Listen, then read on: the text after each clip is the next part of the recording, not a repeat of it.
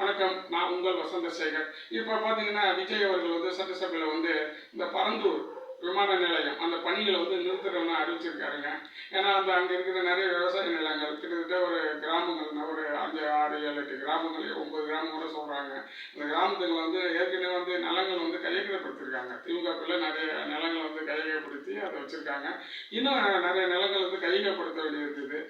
அப்போ விஜய் ஏற்கனவே வந்து அவங்க ஆட்சியில் இருக்கும்போது போய் பார்த்தாரு. பார்த்து இது நாங்கள் வந்து இது கொண்டு வந்தனால இப்படி ஒரு ஆட்சிக்கு வந்ததுக்கு அப்புறம் என்ன பண்ணுறாங்க, அதை வந்து கைவிடப்படும் அப்படின்னு சொல்லிட்டு வேற ஒரு மாற்று இடத்தை தேடி அவங்க வந்து அங்கே இருக்கிற வல்லுநர்கள்லாம் சொல்லி வேறு மாற்று இடத்துக்கு போகிறோம் அப்படிங்கிற மாதிரி இது வந்து கைவிடப்படுவதாக சட்டசபையில் அறிவிச்சிட்டாரு.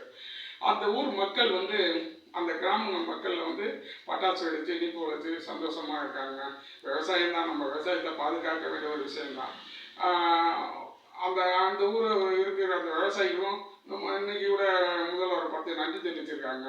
நன்றி, வணக்கம்.